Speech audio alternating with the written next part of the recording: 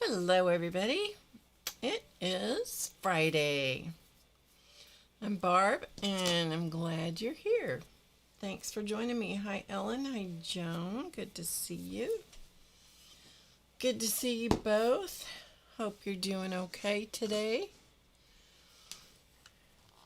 Hi, Starla. Good to see you. Just fixing some tea so I keep my voice going in one go, I hope. Anyway, it's good to see you. It is cold here still.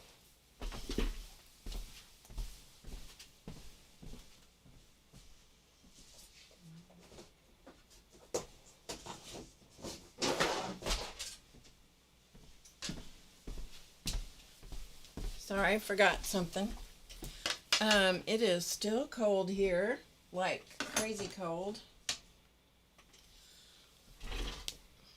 But, you know, it's January, so it's kind of what happens around here.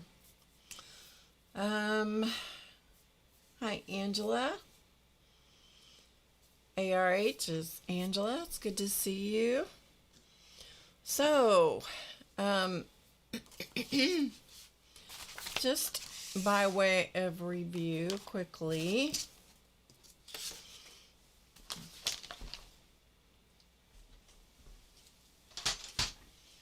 I've got to spend some serious time in this room and get this place cleaned up and organized again. It is a never-ending challenge, you know, just to keep organized. I think you all probably understand that.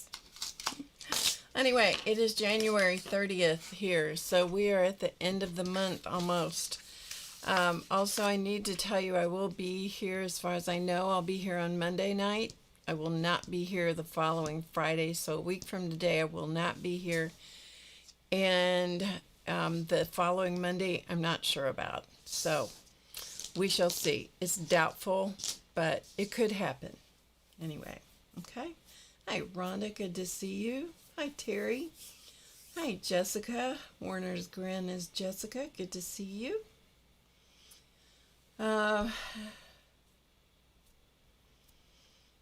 Okay, so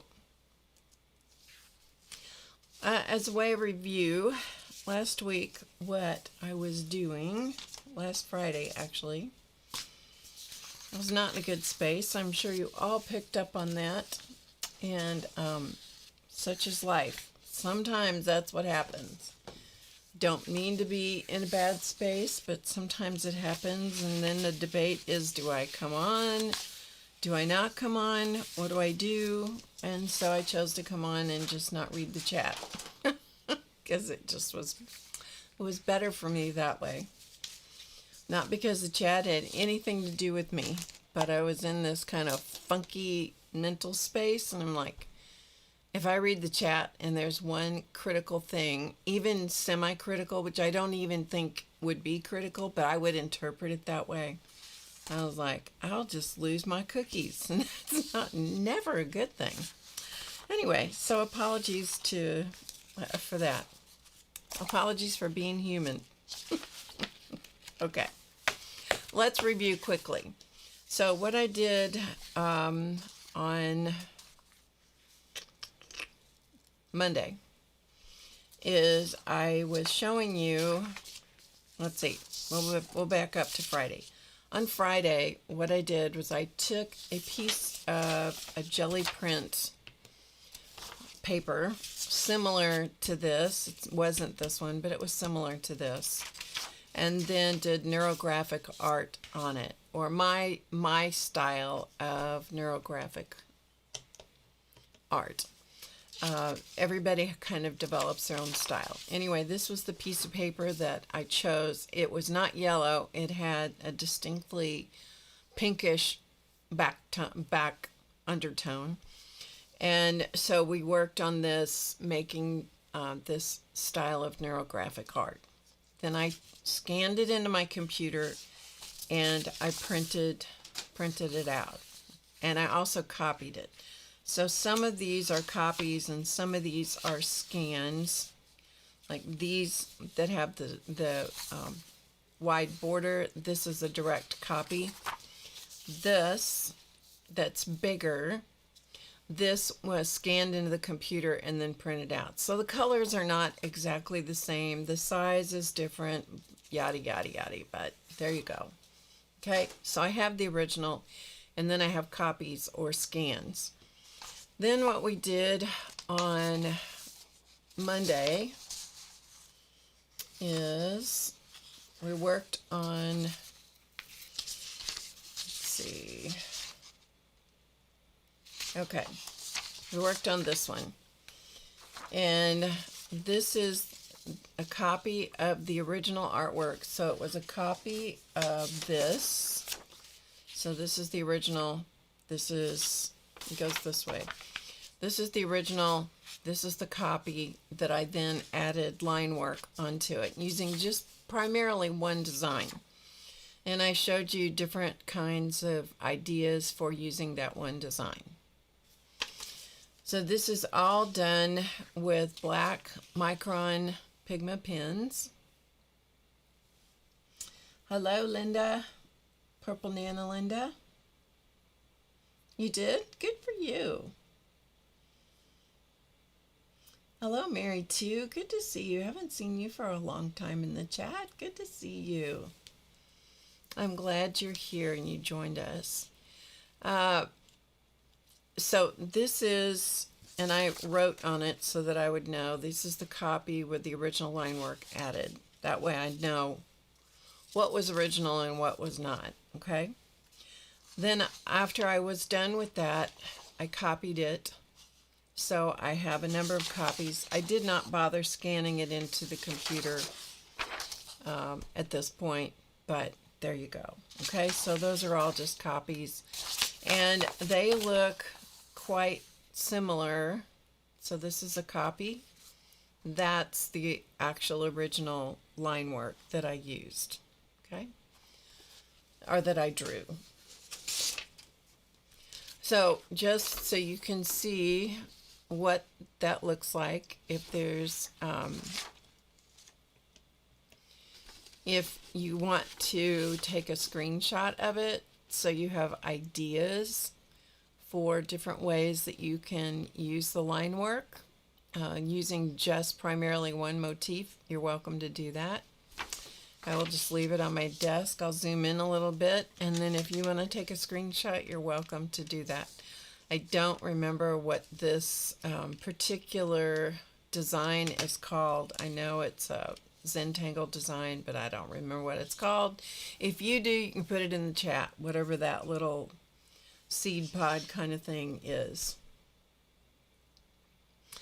And you'll notice also in a few places, like here and here, where I've run off the page, and I've done that on purpose because it takes a little bit to get the flow with your hand drawing, and so I find it easier sometimes to just come off the edge of the page, and so I did. And also another thing I was going to talk to you about is there were a couple of spots on this one that I didn't like what I had drawn. This shape here was one of them, and this shape here. For whatever reason, I was not in a good, my hand was not working well when I was doing those two spaces. So I liked everything else. And remember, I had copies.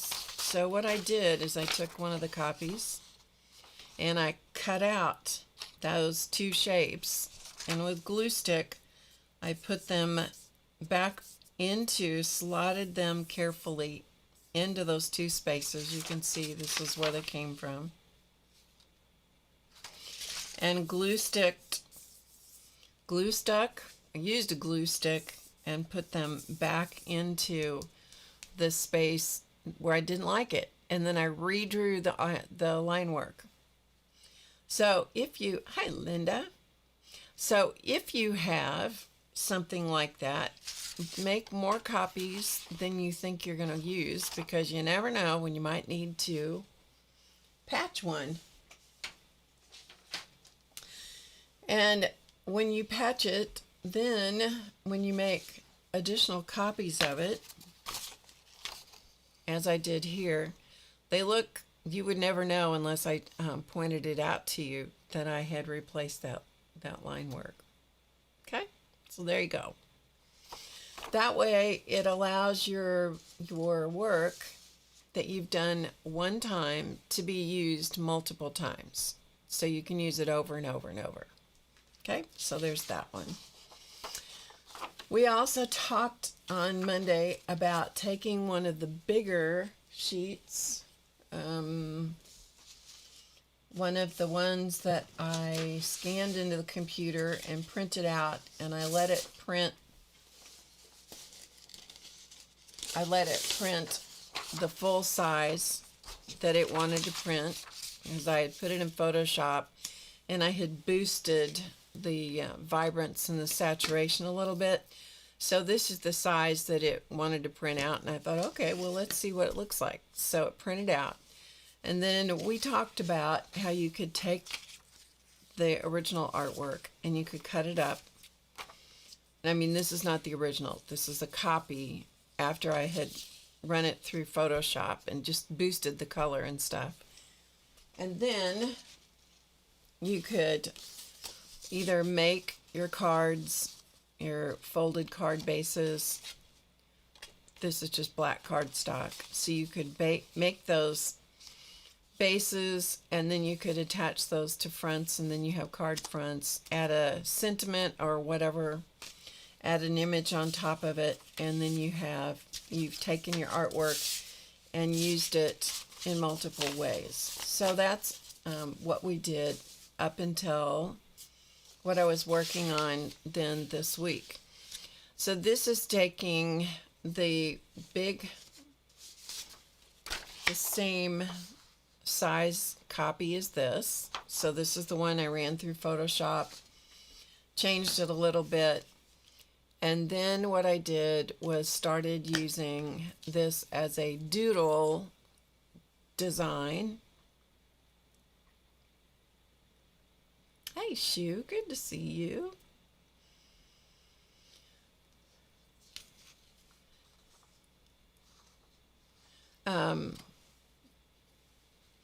Okay, I'm seeing a question. What is it, Mary, that you want to know what to get?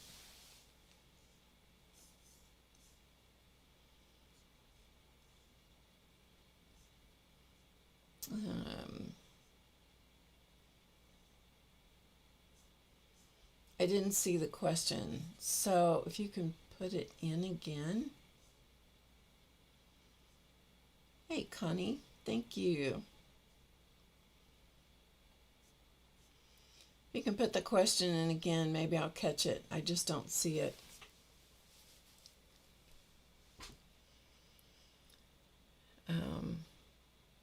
Is it Linda's birthday today? I hope so. Happy birthday. That's great. Wishing you the very best. Okay, so meanwhile, back at this. This is just a whole bunch of different designs, doodle designs. Some of these are inspired from the Zinspirations books, Joanne Fink's designs. They're heavily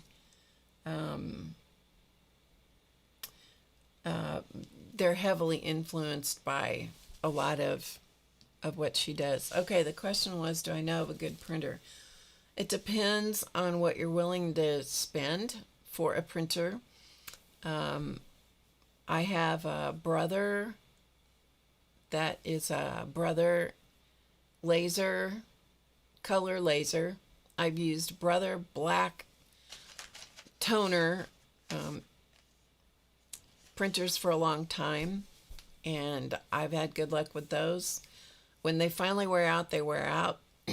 And so the toner card, any printer that you buy, you're going to pay more for the ink or the toner than you ever pay for the invest in the original printer. So, you know, there are the ones that have the eco tanks. I don't have one of those. My son does. He likes it. I don't know. Yeah. So I can tell you the exact model if you give me just a second.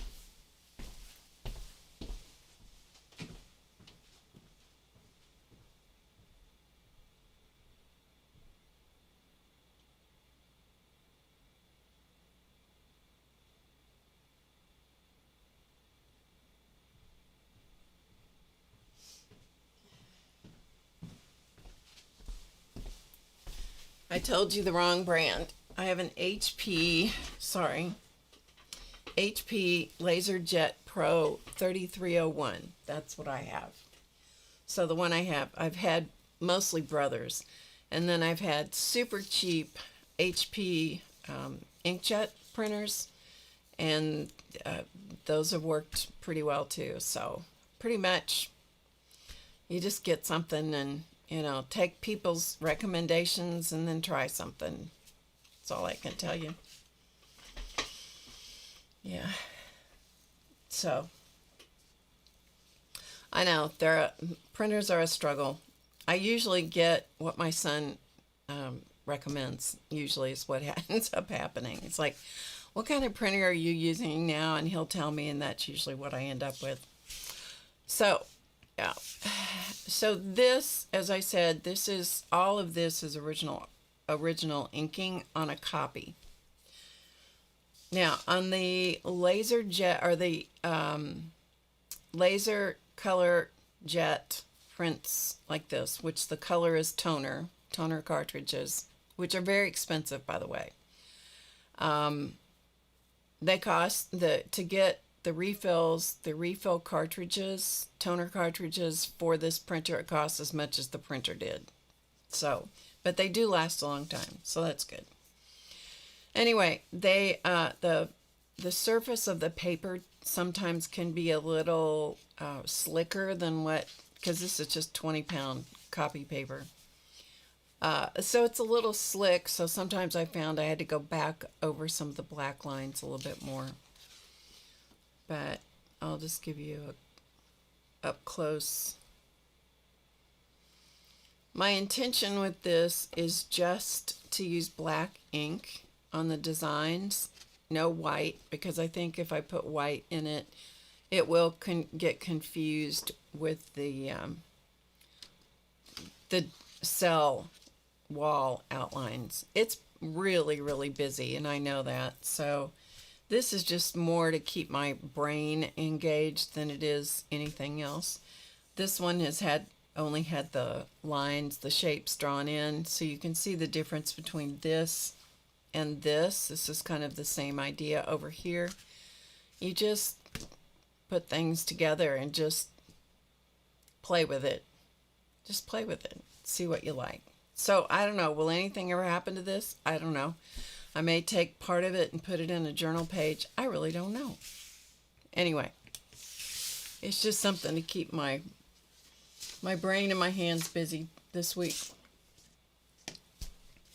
All right, so I thought what we would do, that's just sort of catches you up on what's what. Remember, I will not be here a week from today, and probably the Monday after that I won't be here, but I'm not sure about that one. I know next Friday I won't be here because I'm going to get to go and see my granddaughter. And so we're going to go, and it's Elton's birthday on Friday. Oh, thank you. It's Elton's birthday on Friday, and so we're going to go down and spend some time with her. And the kiddos. Okay. Now, this is, as far as I know, I was going to look this up and I didn't do it, but I believe this is called a Meadering book. The original book that I'm going to show you came from an issue, an old. It's probably one of the first issues of Cloth, Paper, Scissors that I don't even know. I don't even think I have it anymore, but I don't have it, and so therefore I couldn't look it up for sure. And this is one that I made put the book together, and I made a couple of these actually, but I made this one and put it together, and then I gave it to my granddaughter to do something with, and she did this whole thing about grandmothers, and then she gave it back to me. So I thought I would just show it to you, and then I thought what we could do is at least make a book. I'll show you the process. And then the nice thing about it is if it has enough body to it, you can hang it on the wall, or it folds up and it just goes back and forth and back and forth. And you can just put a little ring around it, you know, like a belly band or a ribbon or whatever else. And then it becomes a book that you can hold on to. And it has a lot of information on it if you choose to. If you don't want to put a bunch of stuff on it, you know, it won't. You can also do both sides of it. So you have one side, one could be one subject and the other side could be the other one. Okay. Oh, that's interesting. Well, happy birthday to you, Angela. Okay, so this one my granddaughter made for me when she was in college. A lot of this is paper, and she included a lot of the things that she knows that are symbols that are important to me. Watches, butterflies, tissue paper, print, writing, and then things that were important to her. And then she included a quote, and I think that is this whole thing is the quote. Grandmothers are the voices of yesterday, the past, and the role models of the present. They open the door to the future. Helen Ketchum, October 6th of 2022, I think is what it says. Couldn't tell you for sure. Anyway, okay. So I thought we would play around with that. And I was trying to think of how could I do this in a way that you have seen a lot of what I'm going to work with. You've seen a lot of these things. In fact, I think you've seen all of them created on the stream, and sometimes I don't say to you, this is what I'm going to do with this thing, because often I don't know what I'm going to do with this thing. So here we go. So I'm going to show these to you. These are all made from bits and pieces and scraps of fabrics. And I'm not going to lay them out the way that they're going to go in the book. I'm just going to kind of try not to put the same ones side by side. Just so you can see the different pieces that I'm going to work with. And what we have here, I'm trying to get that away from its neighbors. What we have here is 8 4x4, 4-inch by 4-inch. They're 8 squares. You can do this in paper. You can do it in quilted fabric. You can do it in lots of things. And so some of these are thicker than others. Some of the pieces are, and I decided I didn't care. But I decided to put one unifying fabric on the back. So this is one fabric that I used. I cut apart. This is called Quilter's Lame, and that's what is on the back. It's a cotton and lame fabric. Used to be very, very popular. It's a two-tone fabric. It used to be super popular. I don't think it is anymore. I'm not sure whether you can still get it or not. But these were pieces, 4-inch squares that I cut out of. This was one colorway. I think that was from that one, maybe. This and this is from another one, another piece of fabric. This is the only one from that was big enough for me to get the fabric out of, the square out of. And these two came from another one. Okay.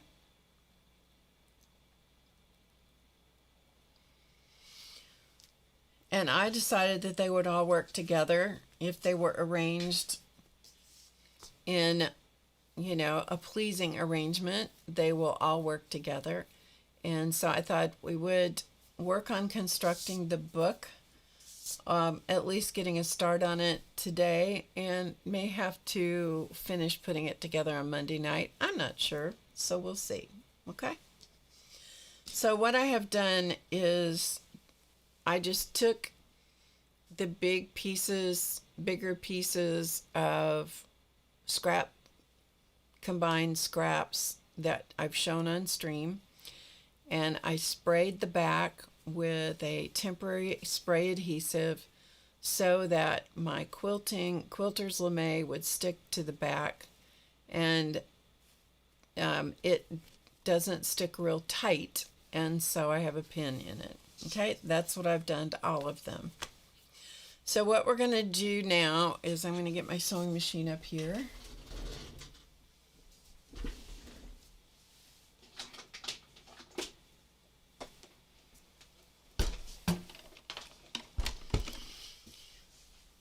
And if you're going to do it with paper or cardstock or, you know, something like that, you'll probably have to find a different way to put the squares together. And I truly don't remember how the squares were put together, because I'm sure it was done with paper in the original. I don't know how you'll put it together, truly. Or you might be able to sew them together the way I'm going to show you here. You're just going to have to alter your stitch width. So with paper, you don't want to you don't want to have the stitching too close together, because if you do, your stuff's going to fall apart. Okay? Hi, Joyce. Okay, so what I'm going to do is fill a bobbin, and I'm going to use King Tut thread because it happens to be my favorite. So I'm just going to fill a bobbin, which will take a second, but not very many seconds.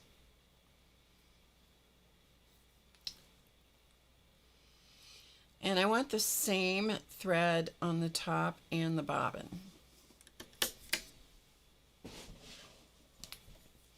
I'm using, in case you're new to my working with a sewing machine, this is an old Bernina sewing machine. I bought it when it was new.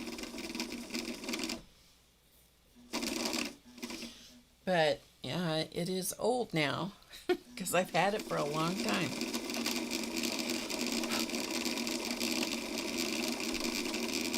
And I like when I'm working with, this is a variegated thread, and when I'm working with that, I like to have the same color thread on the top and the bottom, because then you don't pick up the places where the color variation is off, or if you have two very different colors, it's really very obvious.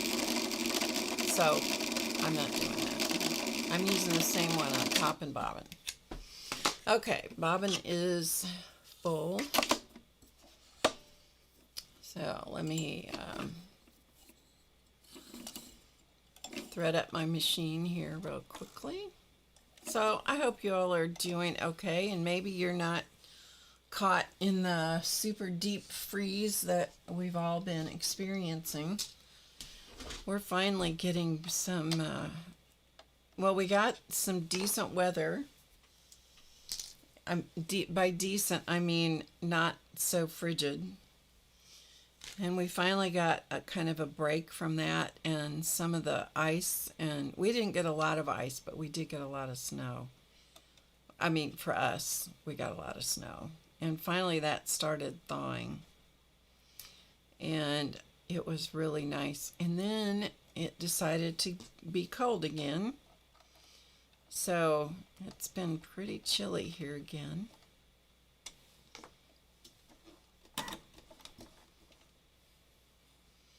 So I hope you guys are dealing well with with the weather. Okay, we're going to find out. I put in a top stitching needle here because that's what's recommended with King Tut thread. I don't always use a top stitch needle with King Tut thread, but that is what's recommended, and I thought, okay,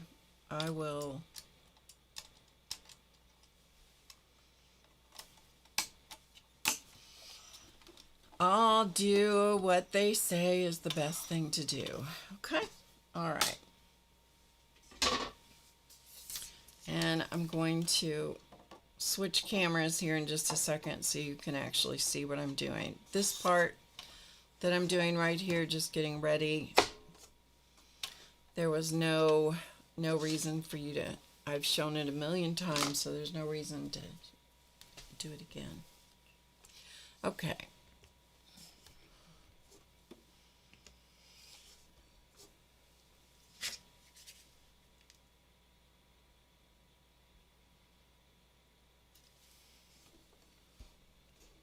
All right, so hopefully that will give you a good view. The first thing to do with this is I have this lining fabric back here, and that's what the back of the squares look like. That's why I'm covering it up. And so the first thing I'm going to do is I'm going to stitch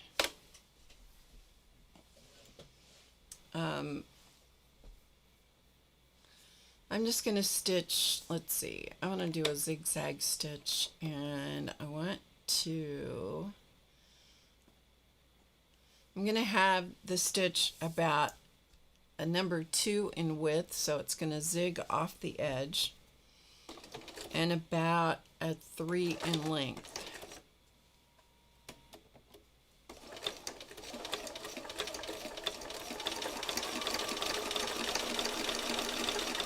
Like so.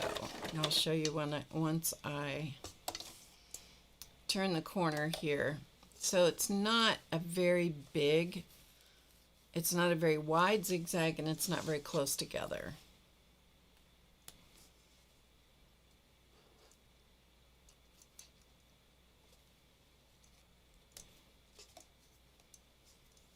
And I'm just going to get those threads off. Okay. And all this is going to do is to hold all these layers together.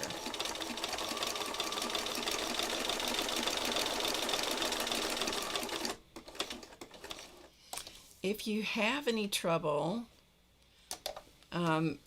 turning the corner, sometimes machines don't want to move because the feed dogs back here don't have anything to get a hold of, and so sometimes the needle will just go back and forth. If that happens, take another piece of fabric, slip it behind the needle, and as long as you don't hit the reverse button on your machine, it's going to work. It's going to work beautifully to pick up and keep moving. So again, if you have any problems, just turn the corner and then just slip something that's the same thickness as you're stitching behind the needle, and it will not attach those together because you're stitching forward, not backward. But sometimes it doesn't matter. Sometimes it's not a problem and it will just stitch with no issues.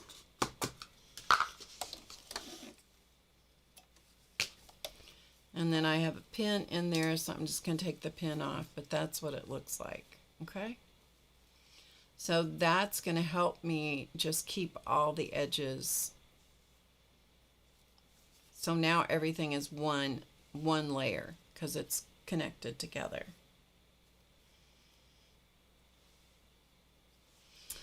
As long as you're working on fabric, yes, you could do it by hand. Just do an overcast stitch. So that was the question was, if you don't own a sewing machine, can you do this by hand?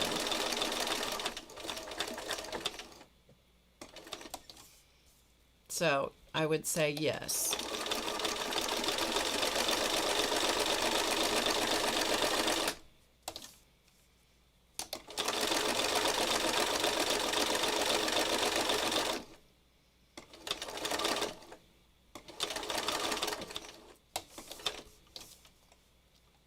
Of course, it's going to be much faster if you had a sewing machine.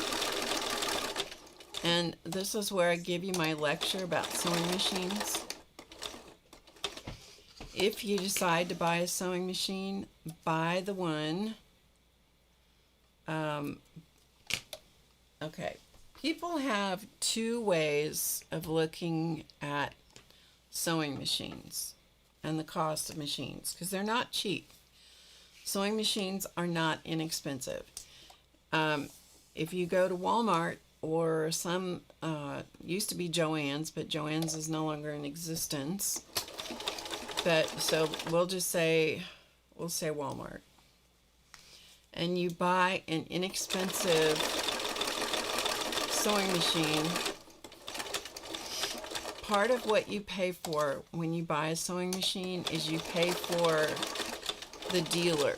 Okay, you're buying the dealer and their expertise. We used to have this all the time when I was selling sewing machines and teaching people how to use them.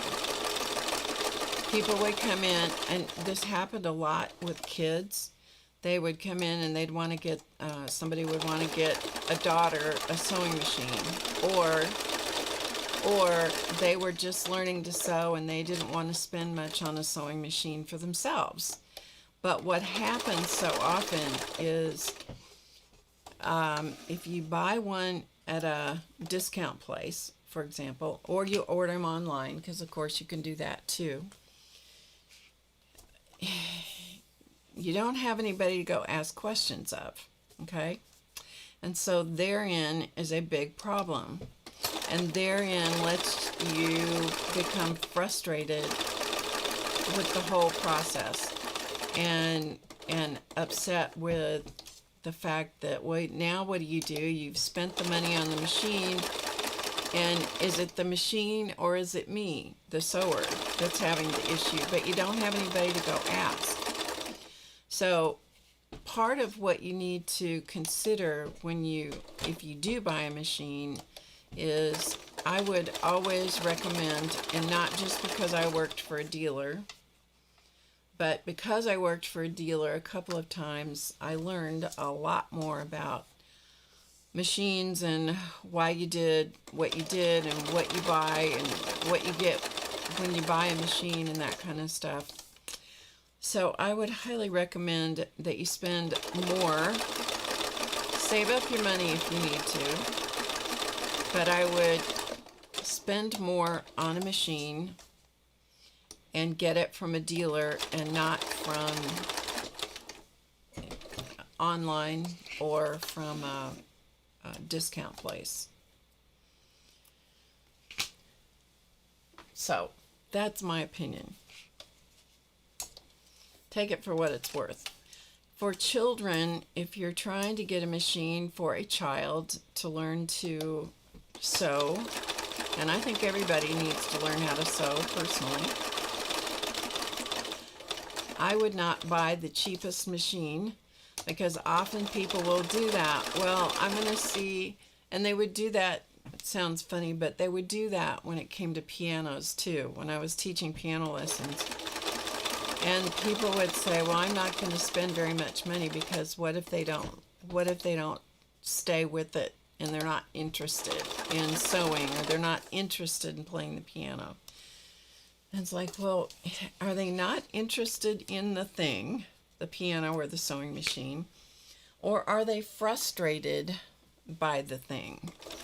Because we would have people sometimes that would want to come in or they would want to buy an electric or an electronic piano of some kind, you know, a little keyboard that had little miniature keys, and then expect their child to be able to learn well and be excited about it.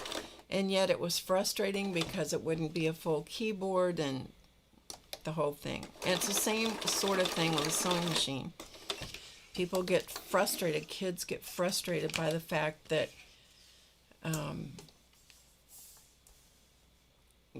you know, it doesn't work, and they don't know how to use it, and it keeps messing up. Well, is it the machine, Or is it the fact that the child, it's not a child-friendly or kid-friendly machine? So those are decisions that you have to make. So, but I always recommend that people buy the most that you can possibly afford. Like, I bought this machine probably 30 years ago. This one, it was brand new. It's a workhorse of a machine. It's a Bernina. I paid a lot of money for it back then. But it has held up all these years. So that's my spiel about sewing machines and pianos. How about that? You get pretty much what you pay for. Okay, let's go back down here.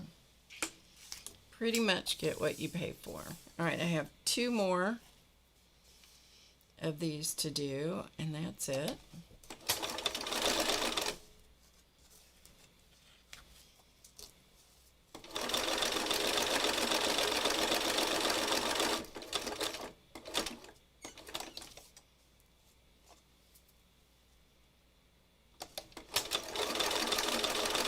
And I'm stitching on and off the edge of the square. So just over the edge of the square, so that I'm making sure that those edges are held together.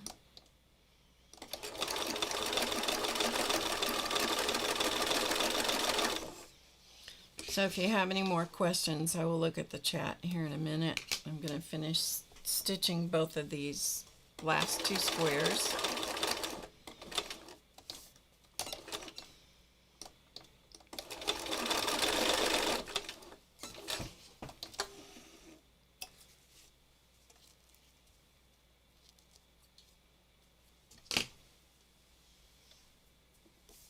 And the last one.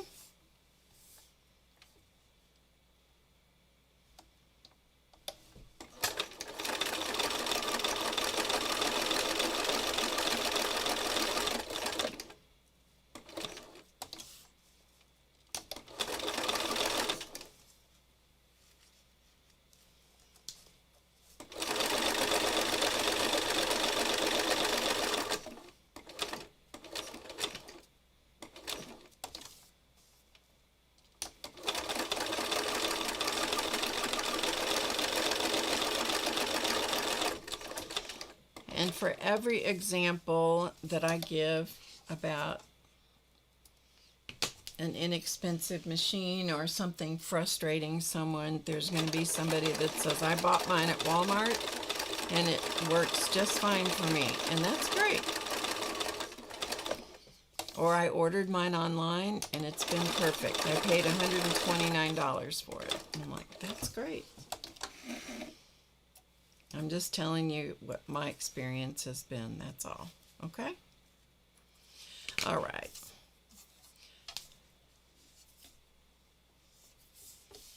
All right, let's get this out of the way here.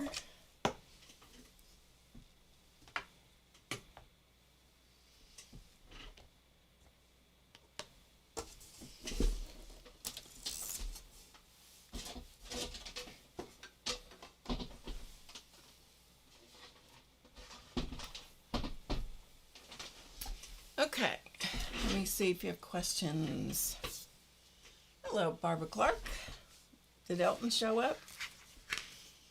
I didn't even see he was here. Or Ellen.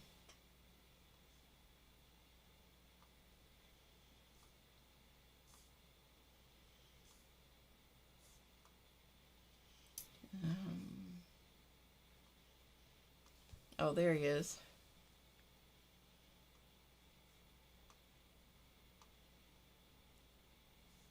Oh, that was nice. Thanks for telling him happy birthday. That was nice. Okay.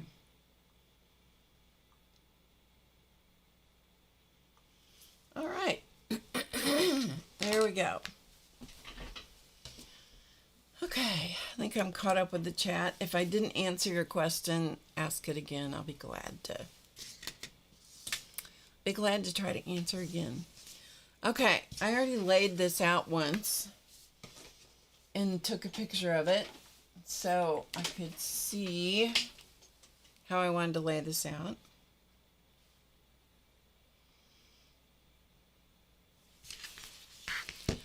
So we're going to take a look at it.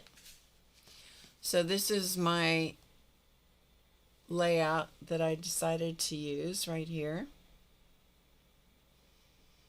Okay, so that's what we're going to do, is lay it out, because we then need to sew these together. So I was going to do this one, and then this one. It's all right, get them down here where you can see them. This one, and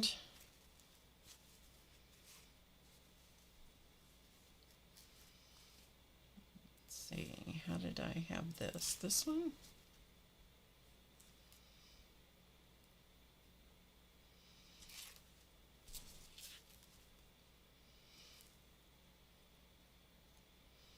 I'm looking for the the specific piece, color piece here.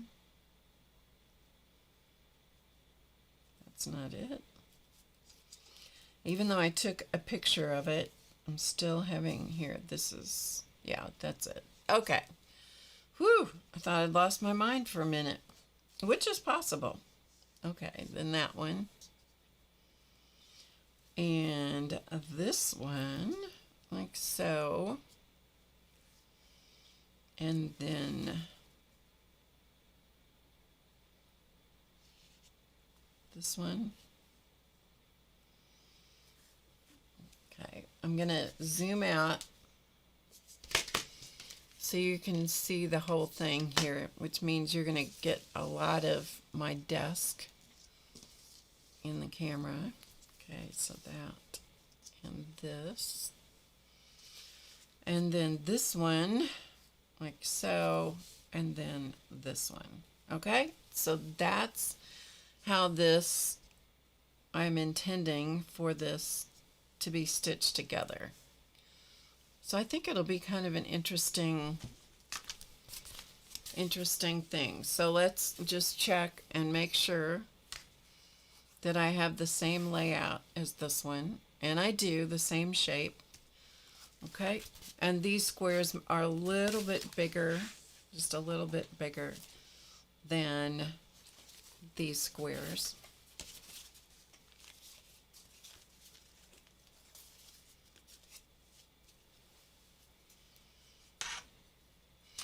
Okay, so what we're going to do now is I'm going to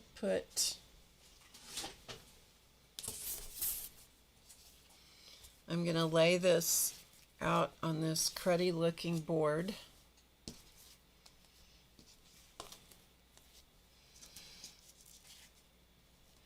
So that I have it laid out in the order that I want it laid out in.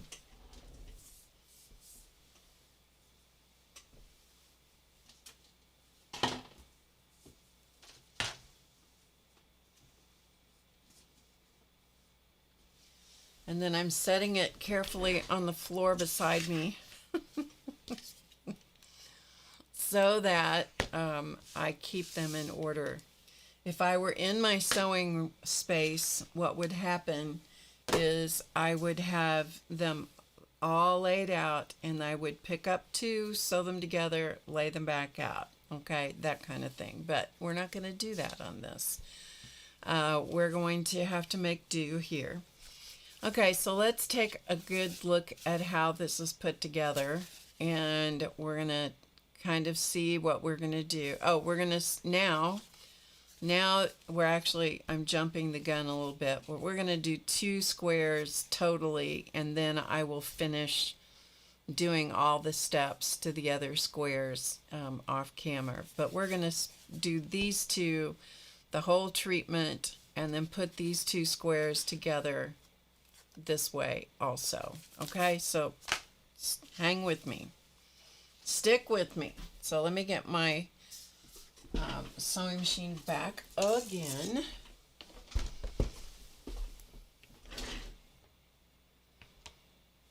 Okay.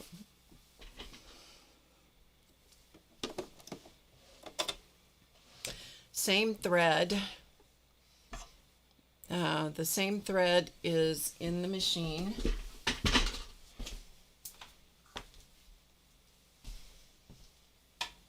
Thought maybe I could get rid of that. The light. Let me see if I can camouflage the light here, so it doesn't drive all of us a little too crazy. Okay, that should be better. Okay, so what I'm going to do now is I'm going to use the same thread. I'm going to use also the zigzag stitch. I'm going to make it closer and wider, and I'm going to stitch all the way around this square again. If you were doing this by hand at this stage, if you're doing it by hand, you might be able to skip the first going around the edge where I connected the backing to the top. I do it in 2 stages because I find I have better success that way if I do that. So we're just going to do the same thing, and I'm going to do that just with these 2 squares, and then we're going to sew them together. Okay, here we go.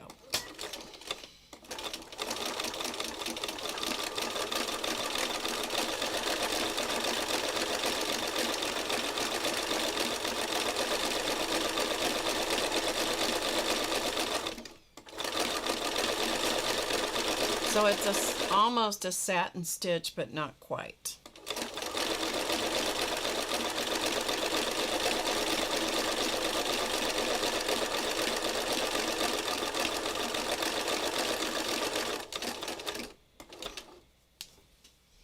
And I need my knee lift so I can operate my presser foot.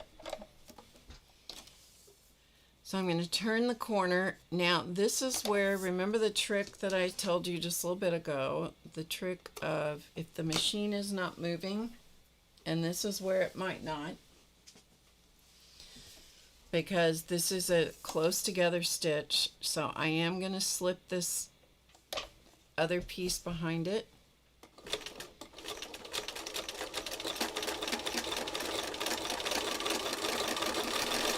And I'll do that every time I turn the corner.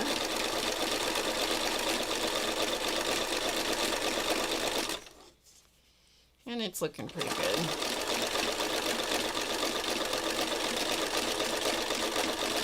This is a scrappy project, and so I'm not going to allow myself to get too caught up in perfection.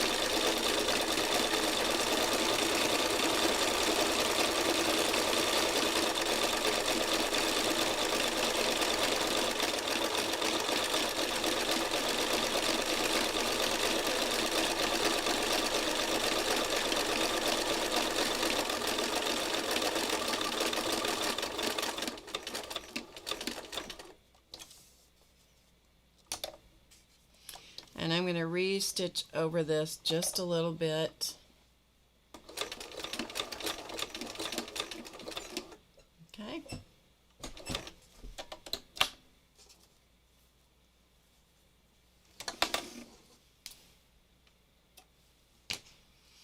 All right, so here's what we were after.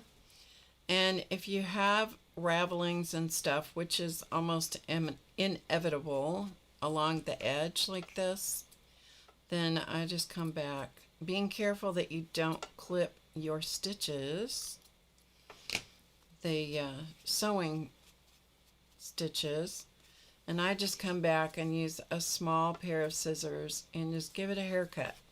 Okay, and so I'll do that off camera, but often that's what you have, and you just kind of have to give it a little trim. But what we've done is allowed that variegated thread to bind the edge, and there is the other side, but it's the same color of thread top and bottom, and so you don't have any if this is not perfectly stitched out here on the edge, or because this is not one piece of fabric, this is a lot of pieces of fabric. Sometimes that bobbin thread and top thread will get a little bit wonky, and it may not meet exactly on the edge out here, but if you have the same color thread on the top and the bottom, your eye doesn't pick that up. Okay, so there's that. Now the other thing that I do, and I just don't remember exactly where I just stopped, but when you have, let's say here, I don't know if this is where I just stopped. Usually I put a little dab of glue, like your tacky glue, or you can use Fabri-Tac, Fabri-Fix, any of those kinds of glues. Put just a little dab of glue where the thread ends stop, and then it won't let you have any release of the threads. They won't start unraveling. And it is right here because I can see the thread. So normally I just put a little dab of glue there, let it dry, and then cut the threads, okay? Instead of cutting them the way I did. Kel. Okay, so this is the other piece that I was going to use. The second piece, so we're going to use it. And this one, I've got some little ravelings here. I'm just going to cut those away before I start. I'm going to do the same exact thing that I did on the other one, which is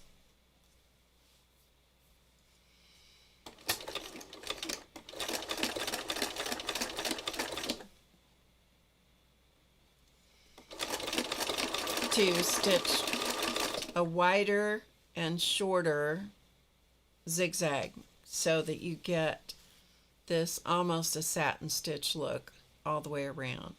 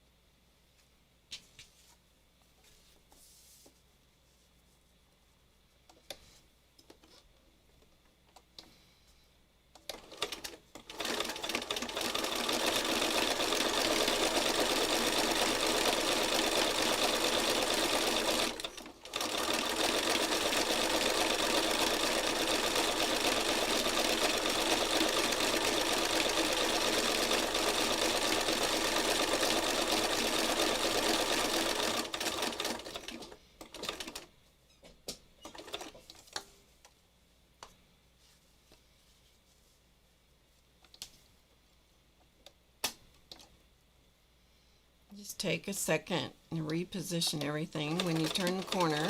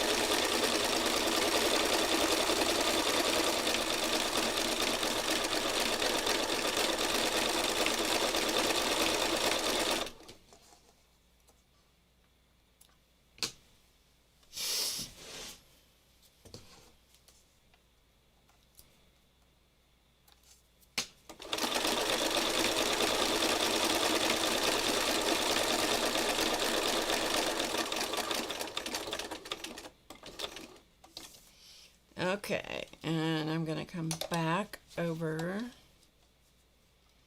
the end where I started just a little bit.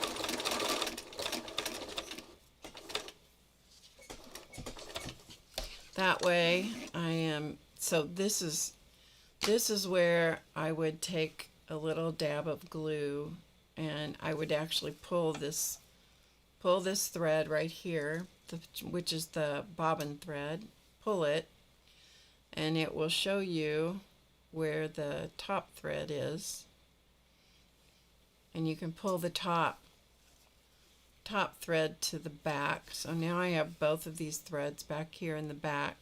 So this is where I would put a little just a little dab of glue back here, and then let it dry and cut these threads. That's the way to do it.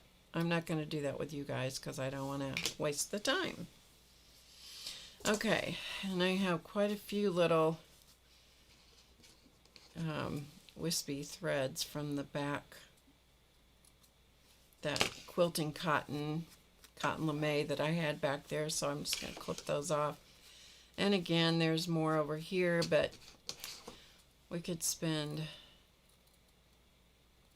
time cutting those off, but we'll just do a couple sides, okay? Eventually, you won't get any more of those ravelings, so just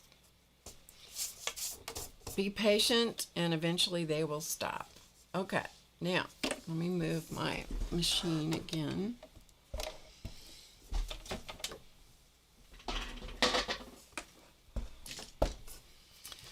And we're going to go back here. And then I need to go back to my picture.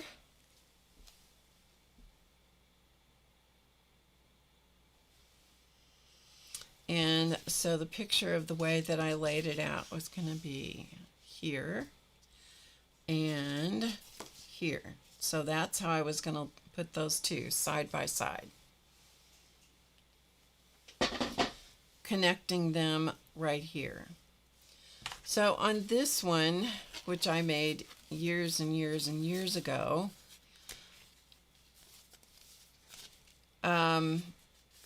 I put them all, I don't know if you're going to be able to see this or not, but I'm going to try and show you. I put these all right sides together and then stitched over the edge of those. So it made like a little ridge on the back. I don't know if you can see that, but it made like a little ridge on the back.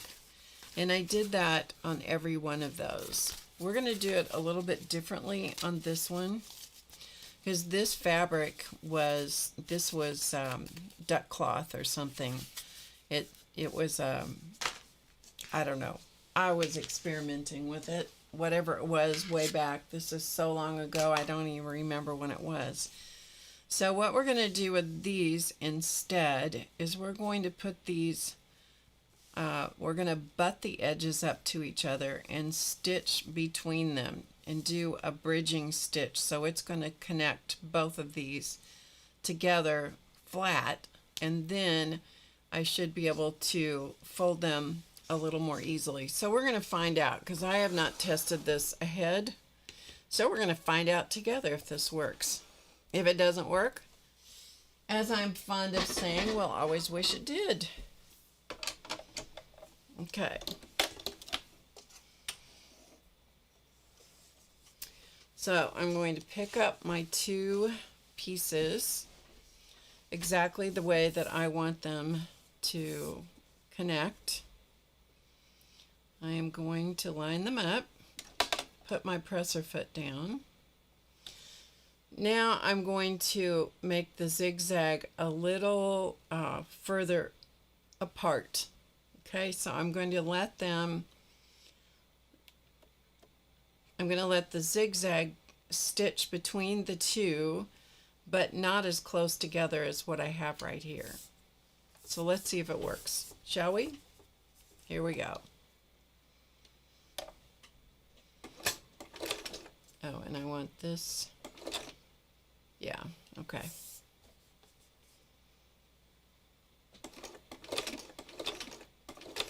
And I'm going to back up just a little bit. All right, and then we're going to come right down the middle. And what I'm trying to do is to keep these two things flat, not let them overlap at all, and letting the needle go on one and then the other.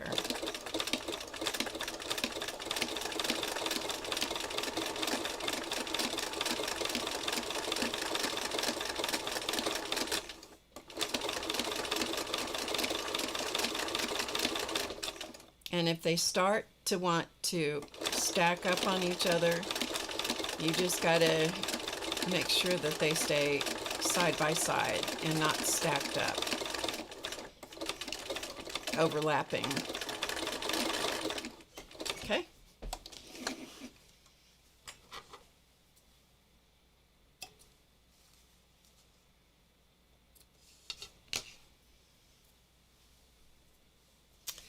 So this is what we're doing, is letting them abut each other so they're together, but they're not doing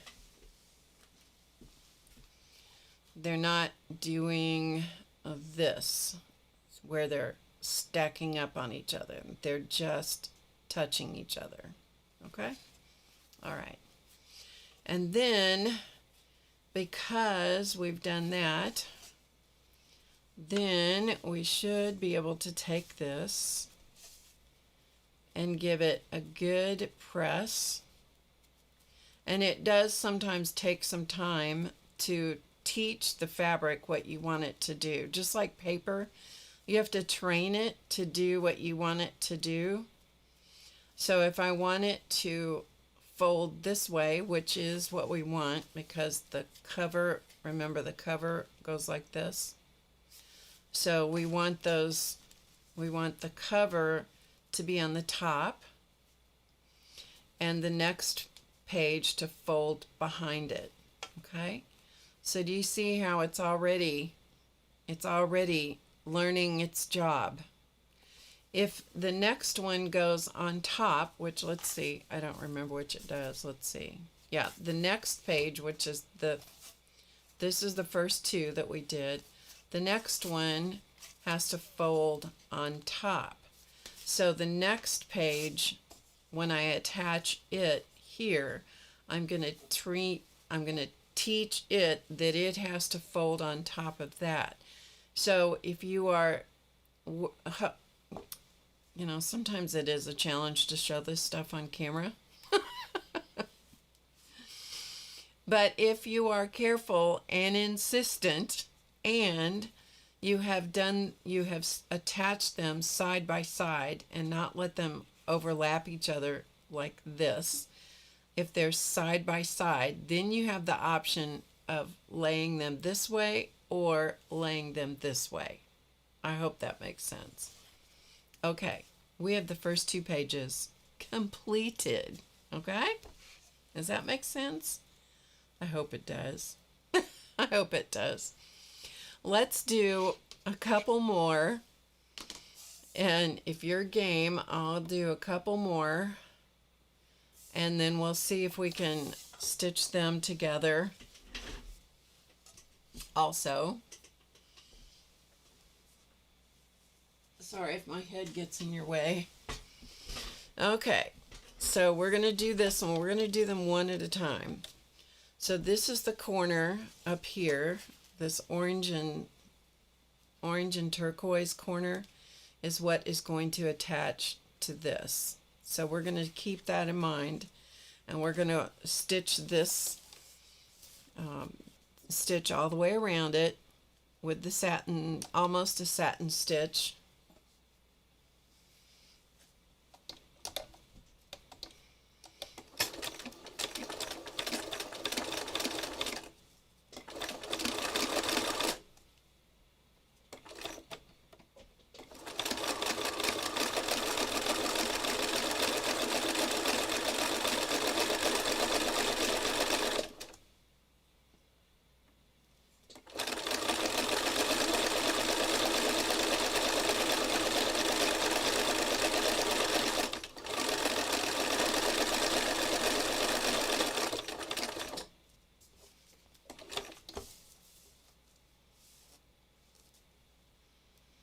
slip our little helper square in behind.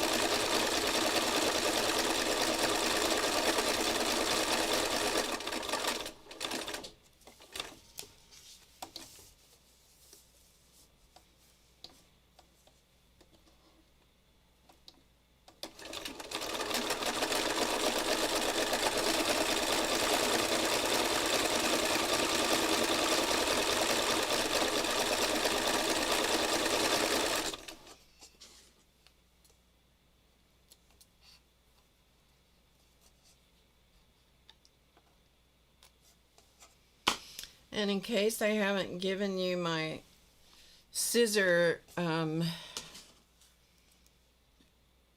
spiel lately, I'm going to give it to you now. When you work at a sewing machine, always use a small pair of scissors, not sewing shears, at your sewing machine, so that you don't whack the machine and scar your machine. It is problematic if you do that, especially with a computerized machine.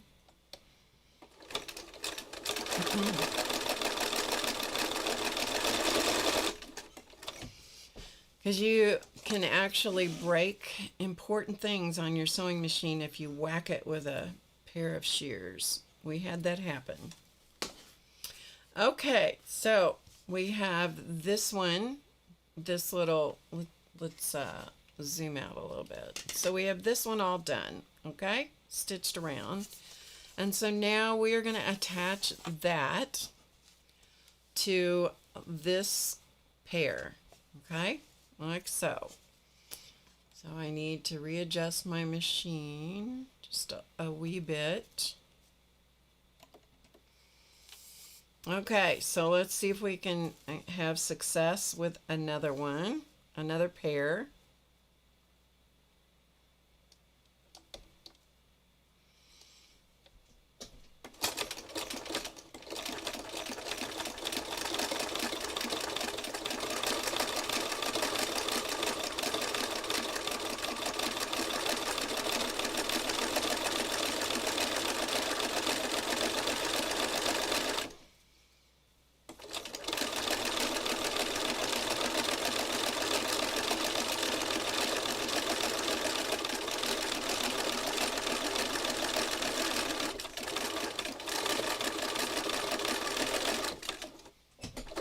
Okay, so we have our second, or actually our third square attached to the first two. Now remember I said this one folds the other direction, so it's going to come this way, and we're going to have to remember what I said. You got to teach it what you want it to do. So lining all these up, hopefully keeping them squarely stacked on top of each other, okay? So they're not going cattywampus. They are staying in a nice stack if possible. All right, now let's see if we were successful. Okay, yes. See how they're going to go back the way that you want them, so we can open it up, and yet it's going to want to go back. And because this is the first time that you're unfolding and you're teaching it what to do, it's going to want to rebel a little bit and go, but you told me to stay this way. I don't want to open out flat. That's okay. Just be the boss. Just be the boss. As you work on this and you use and unfold, open your book and fold it back. See, there it does have some memory, but you can actually open it back up, but it's still going to want to go back the way that you've taught it to go. Okay?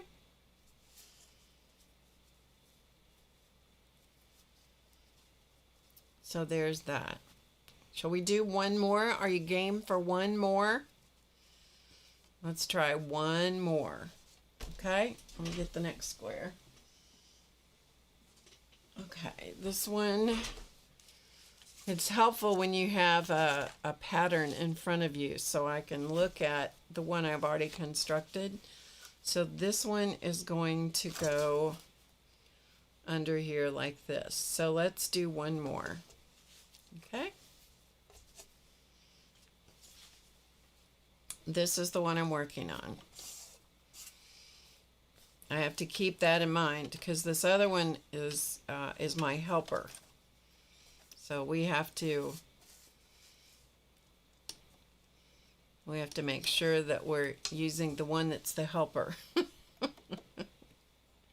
Okay, resetting my machine. Because the first thing I have to do is do the almost satin stitch around the edge.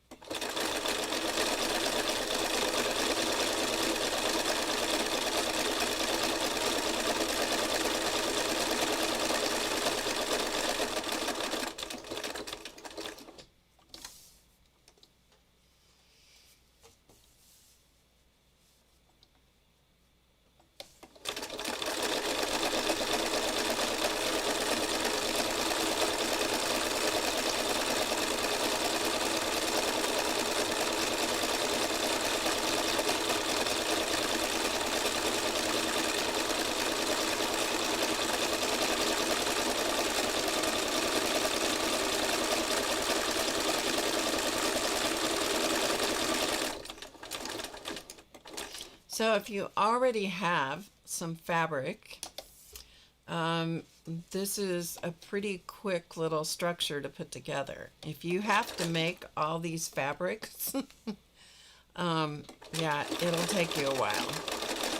But you can use fabric that you already have. You know, you can use pre-quilted fabric. You could use an old cutter quilt. You could use felt.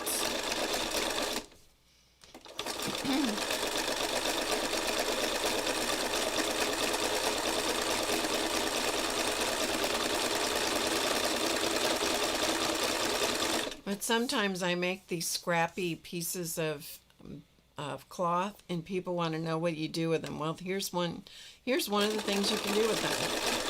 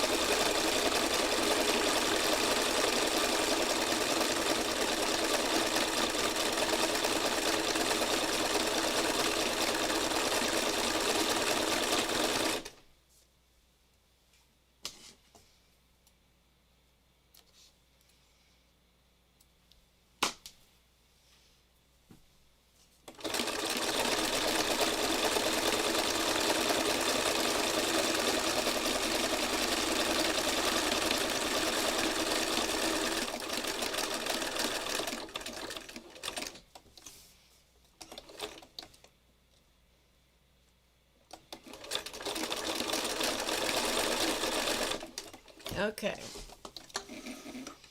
So there is our satin, almost satin stitch around the outside edge. Again, you may want to come in here and give it a little trim, little haircut.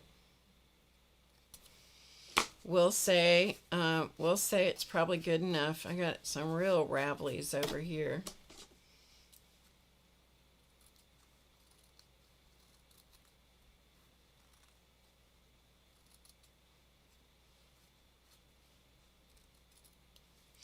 Okay, good enough. All right, let's reset the machine. And then I've got to figure out which direction, which way this piece goes. Let me look on my picture again.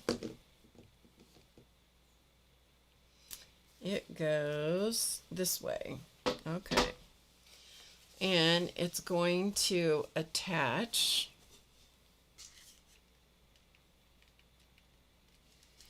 It's going to attach at the bottom of this, the one over here. So it's 3 across, and now we're going to attach it to the third one that we added. Okay?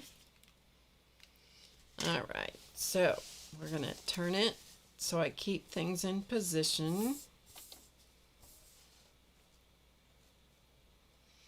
And hopefully keep everything lined up as much as possible. All the steps of this are fairly important, meaning that you need to accurately cut your squares, you need to stitch accurately, you need to hold things together so that they line up properly.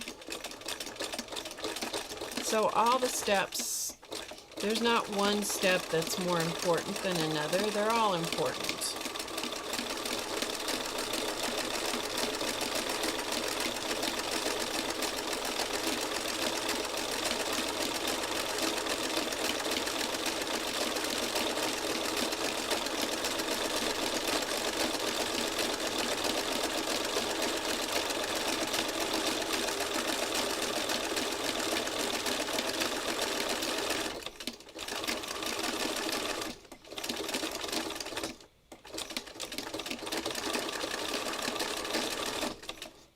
Okay, so that one is attached.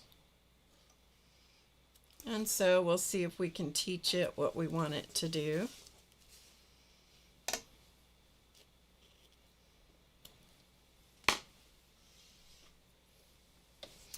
Okay, so we've got that, the top that folds, those two fold this way. This one folds that way, which we did.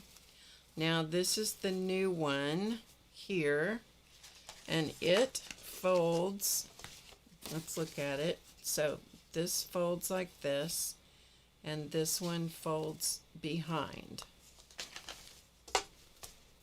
So we're going to now line everything up, and I'm just going to turn it over this direction.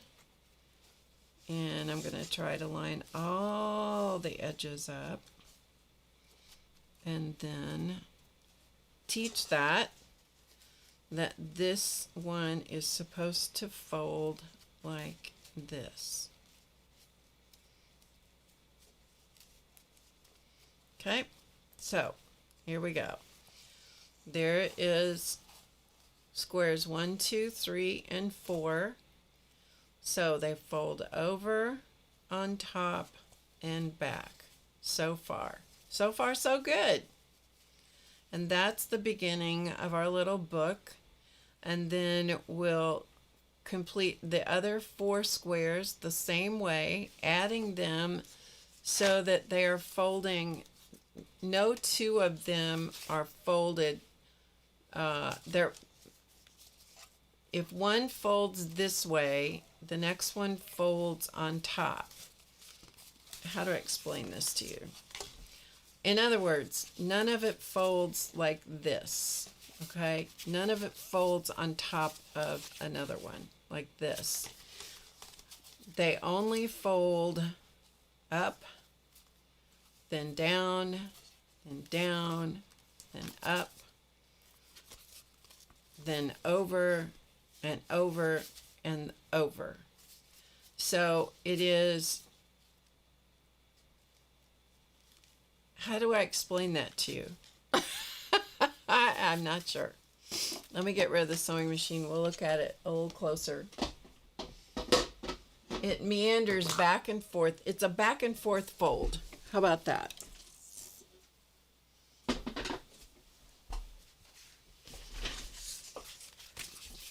Okay, let's look at it again.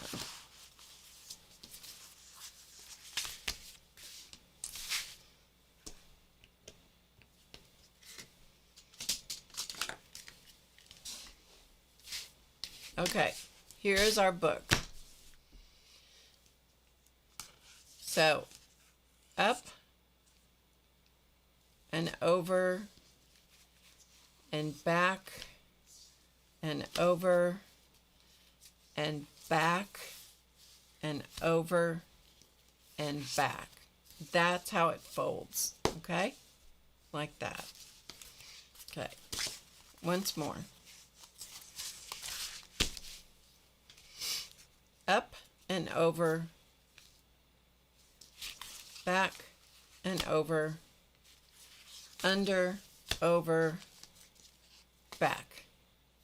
And then just turn it around so it's right side up, okay? So here's what we did. So far, and I'm zoomed way out because whoops, sorry, that was a little too far.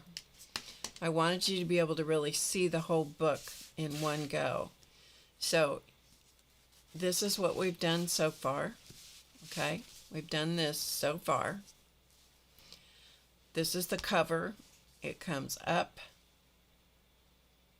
and over and over and back, okay?